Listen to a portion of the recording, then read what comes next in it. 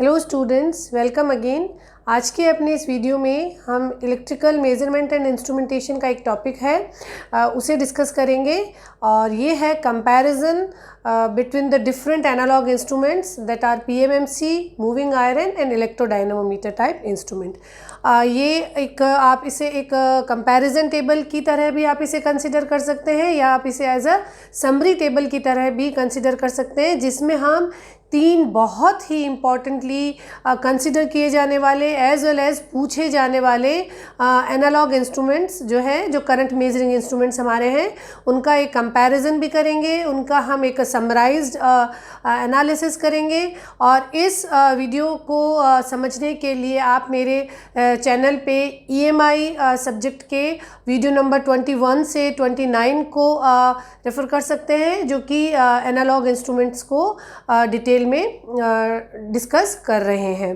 ठीक है, तो आज के अपने वीडियो में हम PMMC, permanent magnet moving coil instrument, moving iron instrument और इलेक्ट्रोडायनामोमीटर टाइप इंस्ट्रूमेंट्स का कंपैरिजन जो है वो हम फाइनलाइज कर रहे हैं, समराइज कर रहे हैं। इनका वर्किंग प्रिंसिपल, इनके कंस्ट्रक्शनल डिटेल्स, इनके एडवांटेज, इनके डिसएडवांटेज सब हमारे प्रीवियस वीडियोस में डिस्कस हो चुके हैं। ये इनकी आप एक समरी है, उसे उस तरह से आप इसे कंसिडर कर लेंगे। तो हम एक कंपैरिजन टेबल में डिस्कस करते हैं पीएमएमसी, मूविंग आयरन और इलेक्ट्रोडायनामोमीटर और उनकी जो डिफरेंट फीचर्स हैं। First feature if you consider then we can take it torque equation.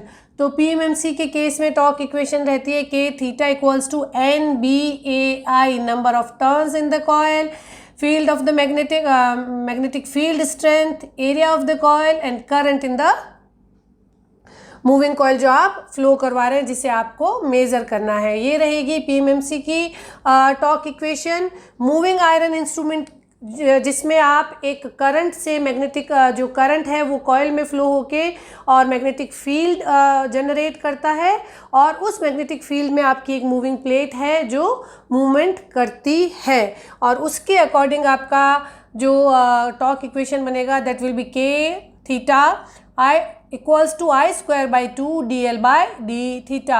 Inductance में जो मूविंग आपकी प्लेट है उसके इंडक्टेंस में किस तरह से डिफ्लेक्शन के साथ चेंज हो रहा है, उस रेट ऑफ चेंज पे आपका पॉइंट ऑफ डिफ्लेक्शन डिपेंड करता है। इसी तरीके से इलेक्ट्रोडायनामोमीटर की जब बात करेंगे तो इलेक्ट्रोडायनामोमीटर में मैग्नेटिक फील्ड भी करंट कैरिंग कॉइल से जनरेट किया जाता है और उसमें मूव करने वाला पार्ट भी आपकी एक करंट कैरिंग कॉइल होती है। और पीएमएमसी में क्या होता है, पीएमएमसी में मैग्नेटिक फील्ड जो है वो मैग्नेट से जनरेट किया जाता है और मूव करने वाला जो पार्ट है वो एक कॉइल होती है। यहाँ पे कॉइल जो है वो आपका मैग्नेटिक फील्ड जनरेट कर रहा है और उसमें एक प्लेट मूव कर रही है।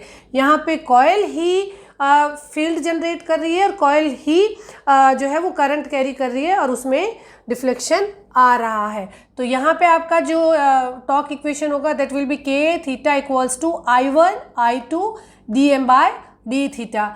जो आपकी मैग्नेटिक फील्ड के लिए जो आपने प्राइमरी कॉइल बोली है या फील्ड कॉइल बोली है उसमें करंट, और जो आपकी मूविंग कॉइल है उसमें करंट I1 I2, और बिकॉज दोनों जो कॉइल्स हैं उनके बीच में मूवमेंट होने से उनका म्यूचुअल इंडक्टेंस चेंज हो रहा है, so you can say DM by D theta भी एक इसका गवर्निंग फैक्टर है। उनका जो फ्लक्स लिंकेज है, मूविंग कॉइल के मूवमेंट की वजह से फ्लक्स लिंकेज चेंज होता है, म्यूचुअल इंडक्टेंस चेंज होता है, और ये भी एक फैक्टर है जो डिफ्लेक्शन टॉर्क के उसमें इक्वेशन में कंसिडर किया जाता है। ये आपकी अगर हम इन तीनों टॉर्क इक्वेशन को बेस बना के अगर हम इनको स्टडी करें तो व्हाट डज इट रीड, क्या ये रीड करके देते हैं? PMMC reads average value, PMMC current की एवरेज वैल्यू रीड करके देगा। Moving iron reads RMS value of the current. यहाँ पे जब आप टॉर्क इक्वेशन को देख रहे हैं तो K theta is proportional to I square by 2। फिर जब आप उसको कैलिब्रेट करेंगे तो आप इसका अंडर रूट निकालेंगे, और अगर आप स्क्वायर का अंडर रूट निकाल रहे हैं तो finally you are going for root mean square, you are getting root mean square over the scale, तो आपको क्या रीडिंग मिलती है, root mean square RMS value मिलती है स्केल पे। सिमिलरली हम I1 और I2 को सेम रखते हैं इलेक्ट्रोडायनामोमीटर टाइप में। आपकी जो फील्ड कॉइल है और जो मूविंग कॉइल है दोनों में सेम करंट फ्लो होती है। It will be I square, again it will be I square and it gives you RMS value. ठीक, अगर स्केल की बात करते हैं तो थीटा जो है वो करंट के साथ एक लीनियर रिलेशनशिप शो कर रहा है। एक आप यूनिफॉर्म स्केल आपको मिलता है या लीनियर रीडिंग आपको मिलती है, लीनियर स्केल मिलता है PMMC के केस में। लेकिन यहाँ पे आप RMS वैल्यू पढ़ रहे हैं तो आपका जो स्केल है वो नॉन यूनिफॉर्म रहेगा मूविंग आयरन के केस में, और सिमिलरली इलेक्ट्रोडायनामोमीटर के केस में भी आपका जो स्केल है वो नॉन यूनिफॉर्म रहेगा। फिर हम आते हैं कि एप्लीकेशन इनकी किस किस टाइप ऑफ सिग्नल पे हो सकती है। अगर एप्लीकेशन को डिस्कस करें तो PMMC एवरेज वैल्यू को रीड करता है। किसी भी AC सिग्नल का, पीरियोडिक AC सिग्नल का अगर आप एवरेज वैल्यू कैलकुलेट करेंगे तो वो हमेशा ज़ीरो आता है। तो अगर आप AC सिग्नल को PMMC में अप्लाई करेंगे तो it will always read zero. तो PMMC जो है वो एवरेज रीड करता है, इसलिए ये AC सिग्नल की एप्लीकेशन में हमेशा ज़ीरो रीडिंग देगा। तो एवरेज वैल्यू रीड करने के वजह से आपका PMMC केवल DC रीड करके आपको बता सकता है। ओके, वेयर एज आपका जो मूविंग आयरन है वो RMS वैल्यू पढ़ रहा है, इसलिए ये DC और AC दोनों ही टाइप ऑफ सिग्नल में काम में लिया जा सकता है। और इसकी टिपिकल ऑपरेटिंग फ्रिक्वेंसी जो है वो 50 हर्ट्ज तक है। यहाँ पे इस टेबल में लिखा गया एक एक फीचर और एक एक डेफिनेशन जो है वो आपके कॉम्पिटिटिव एग्ज़ाम्स में, चाहे वो गेट का एग्ज़ाम है, चाहे वो इंजीनियरिंग सर्विसेज का एग्ज़ाम है, या आप स्टेट के PSC एग्ज़ाम्स दे रहे हैं, उन सब में जो ऑब्जेक्टिव प्रॉब्लम्स बनती हैं इस टेबल का एक एक फीचर जो है वो उसको कवर करता है। ये सब पूछे जाते हैं कि typical operating frequency moving iron की किस रेंज में होती है, फिर DC ओनली या ये 50 मेगाहर्ट्ज़, 50 किलोहर्ट्ज़, 50 हर्ट्ज़। तो ये जनरली लो फ्रिक्वेंसी सिग्नल्स के लिए काम में लिया जाता है। वेरेज जो इलेक्ट्रोडायनामोमीटर टाइप इंस्ट्रूमेंट है वो 10 किलो हर्ट्ज़ तक बिना किसी फर्दर मॉडिफिकेशन और किसी एडजस्टमेंट के काम में लिया जा सकता है। यहाँ पे आप ये इसका जो जस्टिफिकेशन है वो ये है कि मूविंग आयरन जो इंस्ट्रूमेंट है उसमें आपका प्लेट में हिस्टेरेसिस लॉसेस और एडी करंट लॉसेस जो हैं वो काफ़ी सिग्निफिकेंट होते हैं, और हाई फ्रिक्वेंसी एप्लीकेशन में इसकी जो एक्यूरेसी वो काफ़ी कम हो जाती है। वेरेज जो आपका इलेक्ट्रोडायनामोमीटर है उसमें आपकी एयर कोर दोनों कॉइल्स रहती हैं, उनमें आप ऑलमोस्ट एडी करंट लॉसेस को नेग्लिजिबल कंसिडर करते हैं, और आपका जो इलेक्ट्रोडायनामोमीटर टाइप इंस्ट्रूमेंट है वो ऑलमोस्ट सेम रीडिंग्स देता है AC के लिए और DC के लिए। जब आप AC एप्लीकेशन से DC एप्लीकेशन में स्विच ओवर करते हैं तो आपको रिकैलिब्रेशन करने की ज़रूरत नहीं होती, इसीलिए इलेक्ट्रोडायनामोमीटर टाइप के इंस्ट्रूमेंट्स को ट्रांसफ़र इंस्ट्रूमेंट्स भी बोलते हैं। Transfer instruments for a range of volt meter and ammeter application. ठीक है, तो ये जो आपके फीचर्स हैं इन्हें आप अपनी तरफ से बोल्ड लेटर्स में लिखिएगा। Every parameter consist as a objective problem in different competitive exams. Okay, फिर आता है magnetic field strength. Magnetic field strength किस रेंज में जनरेट होती है? Permanent magnet moving coil PMMC में परमानेंट मैग्नेट जो है वो मैग्नेटिक फील्ड को जनरेट करता है, इसलिए ये काफ़ी आपका सिग्निफिकेंट अमाउंट में और high value of magnetic field आपको मिलता है। और मैग्नेटिक फील्ड की रेंज होती है 0.1 वेबर पर मीटर स्क्वायर से लेके 1.0 वेबर पर मीटर स्क्वायर। अगर इसमें 0.5 लिखा है या 2 वेबर लिखा है तो भी आप उसी ऑप्शन को सेलेक्ट करेंगे, क्योंकि PMMC में जनरेट होने वाला मैग्नेटिक फील्ड काफ़ी हाई रेंज का होता है। इस हाई मैग्नेटिक फील्ड की वजह से ही परमानेंट मैग्नेट मूविंग कॉइल जो PMMC है वो बहुत ही लो करंट पे फुल स्केल डिफ्लेक्शन आपको दिखा देता है। As B is very high the full scale deflection current rating is very low in the range of milliampere. PMMC की फुल स्केल रीडिंग आपको मिली एम्पियर रेंज में ही मिल जाती है। अगर आपको इसकी रेंज एक्सटेंड करनी है एज अ मीटर और वोल्ट मीटर, तो आपको सीरीज़ और शंट जो रेजिस्टेंस है वो उसके साथ अप्लाई करने पड़ेंगे और आपको हाई रेंज का मीटर और वोल्ट मीटर बनाना होगा। तो यहाँ पे इस हाई मैग्नेटिक फील्ड की वजह से 1 milli ampere to 10 milli ampere full scale deflection current rating. Again ये स्टेटमेंट जो है वो आपका एक ऑब्जेक्टिव प्रॉब्लम बनाता है। फुल स्केल डिफ्लेक्शन रेटिंग जो है वो उसकी मिली एम्पियर रेंज में होती है। इसी वजह से इसका जो सेल्फ पावर कंजम्पशन है while taking the measurement is very low. आप इसे लोएस्ट जो है वो कंसिडर कर सकते हैं अगर कंपैरिजन पूछा गया तो।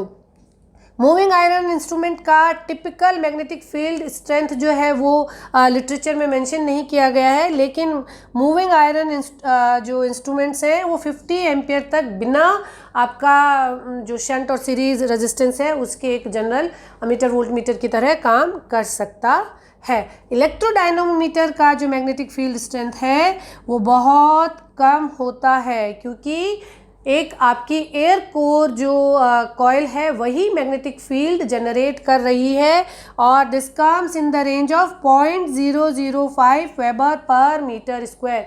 ये भी ऑब्जेक्टिव में पूछे जाने वाले एक टाइप ऑफ प्रॉब्लम को कवर करता है। अगर हम इन तीनों इंस्ट्रूमेंट्स को इनका मोस्ट सेलिएंट फीचर जो है वो अगर हम डिस्कस करें तो PMMC instrument are considered as a most sensitive current sensing elements और मूविंग आयरन जो इंस्ट्रूमेंट्स हैं they comes with the lowest cost और इनकी जो ये आपका जनरल पर्पस जो पैनल्स बनाए जाते हैं मेजरमेंट के लिए उनमें मूविंग आयरन इंस्ट्रूमेंट काम में लिया जाता है। Whereas electrodynamometer type instruments are considered as transfer instruments. हर स्टेटमेंट और ये जो डेफिनेशंस हैं ये बहुत फ्रिक्वेंटली पूछे जाने वाले ऑब्जेक्टिव प्रॉब्लम्स है। Which of the following instrument is used as a और considered as a transfer instrument. Options दिए हुए होंगे, you will select a transfer instrument in the form of electrodynamometer type instrument, क्योंकि इसमें AC एप्लीकेशन के time पे होने वाले losses are almost negligible when compare to moving iron और अदर AC मेजरिंग इंस्ट्रूमेंट्स। ठीक है, तो यहाँ पे अगर हम इनको एक समरी टेबल कंसिडर करें एनालॉग इंस्ट्रूमेंट्स के, PMMC, मूविंग आयरन, इलेक्ट्रोडायनोमीटर टाइप के, तो सेकेंड टाइप ऑफ प्रॉब्लम जो मैंने इंजीनियरिंग सर्विसेज के एग्ज़ाम में बहुत बार फेस की है, इसमें आपको तीनों इंस्ट्रूमेंट्स मेंशन किए जाएंगे और पूछेंगे कि कॉस्ट अगर कंसिडर की जाए तो कौन सी करेक्ट सीक्वेंस है, कि कौन से इंस्ट्रूमेंट की कॉस्ट सबसे ज़्यादा है, कौन से इंस्ट्रूमेंट की एक्यूरेसी सबसे ज़्यादा है, या कौन से इंस्ट्रूमेंट्स का टॉर्क बाय वेट रेशियो सबसे ज़्यादा है। तो हम उस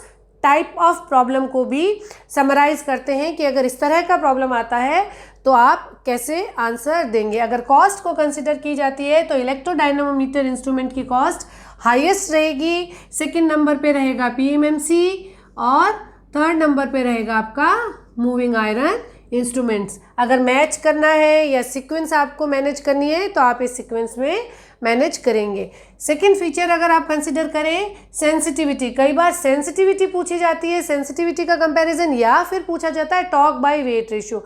जिस इंस्ट्रूमेंट का टॉर्क बाय वेट रेशियो ज़्यादा होगा इट मीन्स कि आपका सेंसिटिविटी ज़्यादा है। टॉर्क बाय वेट रेशियो का मतलब है कि कितना टॉर्क मूविंग पार्ट पे जनरेट हो रहा है। ये मैग्नेटिक फील्ड की स्ट्रेंथ पे अगेन डिपेंड करता है और मूविंग पार्ट जो है उसका वेट कितना कम है।